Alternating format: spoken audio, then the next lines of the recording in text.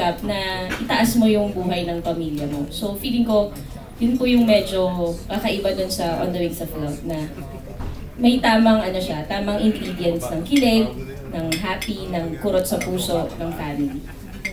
May action pa nga eh, si James, ng konti. Where do you foresee romance comedy as a genre 3 years from now? Ang hirap naman mo kayo. Baka isa itong trend na to sa ano. Romance in general po, as in film, Oo, in Philippine, in this industry. I think, we will be, ang romantic comedy na genre, feeling ko, mas babangko na tayo sa kwento kaysa sa love teams. Kasi parang ngayon, ang dami ng nag-experiment ang Star Cinema, ang TV, sa iba't ibang love teams na hindi natin i-expect na magiging magka-love team sila. So I think yun po yung pupuntahan ng rom-com, pupuntahan ng mga pelikula na hindi na tayo babangko sa love team kasi to eh. Feeling ko, nag-start na yung, meron tayong magandang kwento, sino yung angkop na artista para sa kwentong to.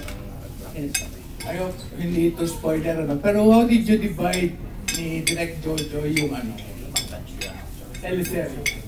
You shot San Francisco and he did the local scenes. Ano ba yun? Sige, Direct Joe. Yung San Francisco po si Director Net.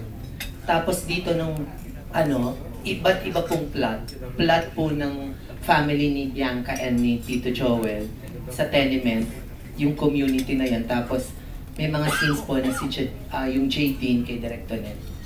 May iba-iba po kasi may plot po yung family ni Tita Nanet. So naghahati-hati 2 units po. Direct Net, may gusto kong dagdag.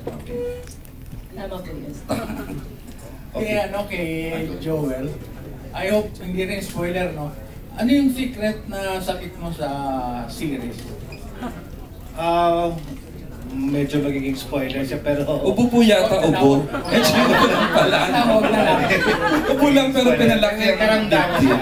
Sabihin na lang natin may karamdaman siya na nagsasakripisyo siya para sa kanyang pamilya. Kahit na may sakit na siya, todo pa rin trabaho niya. Ganun naman mga sa ating mga Pilipino na gagawin na lahat para sa pamilya. Thank you. Thanks dito Ed. Gusto ko lang tanongin kasi medyo yung On the Wings of Love is about sacrifice, love, and family. Gusto kong tanongin yung buong cast.